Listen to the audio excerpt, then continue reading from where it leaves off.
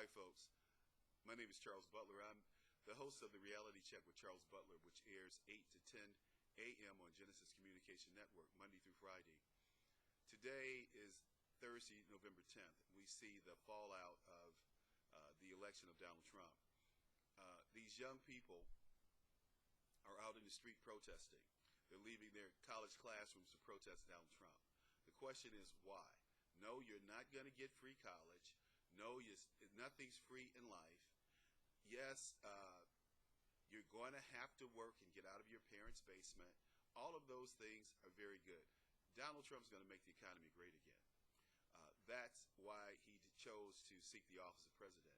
Because here's a guy who had his own plane and flew around the country, who basically financed his own presidential campaign. He had his own plane and he financed his own presidential campaign for the most part. The RNC didn't go out and raise money like it does for most Republican presidential candidates. So, Mr. Trump won. He went to the White House today to meet with President Obama. And, you know, it made me think back to when President Obama was teasing Donald Trump about his birth certificate. And they were at the National Press Club dinner. And it just seems so ironic that here they are sitting in the Oval Office and Donald is taking over his job. I mean, it doesn't get much better than that. But you can go out on my website and see the videos. That's the Reality Check with CharlesButler.com. No, I'm sorry, the Reality Check CharlesButler.com, or go to my Facebook, Charles Butler Conservative, or go to my Twitter, which is CharlesButler52. I just think it's just so ironic, and it's such a kick in Barack's butt that Mr. Obama is president.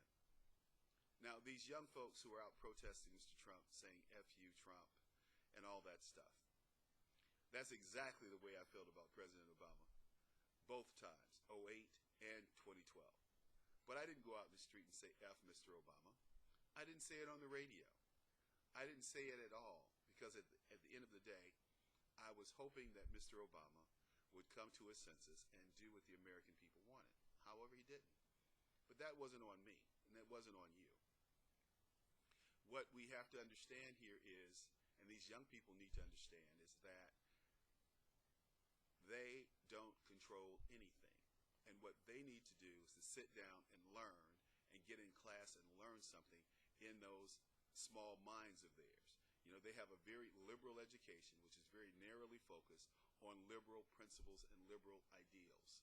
It's really, the kind of education these young folks are getting today is not about critical thinking. It's about mind mapping and group control. No, I don't support illegal immigration. I don't support legal immigration. I certainly don't support Obamacare. And I don't support the government getting in every facet of our business. Do you remember the days when you could go out, get in your car, and it wasn't a crime not to buckle your seatbelt? You remember those days? They don't exist anymore. Everywhere you go, it's a crime not to click your seatbelt, or we'll give you a ticket. These cops have turned into revenue generators. And it's not their fault.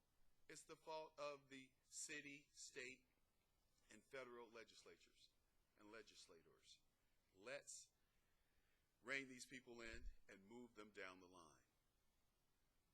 Well, we got Trump in office. Let's start putting other people in office on these other levels of government. It's a crime not to buckle your seatbelt. Jesus. Anyway, feels good having Donald Trump as president-elect. I hope that he continues the good work. I hope he continues to focus on the things that we want him to do, like deportation, repealing Obamacare, standing up to our foreign allies and enemies. I'm tired of getting punked as an American. I don't know about you. But with the election of Donald Trump, I'm sure the punking is going to come to an end soon. God bless you. God bless America. See you tomorrow, Freedom Friday. Tune in the show at gcnlive.com.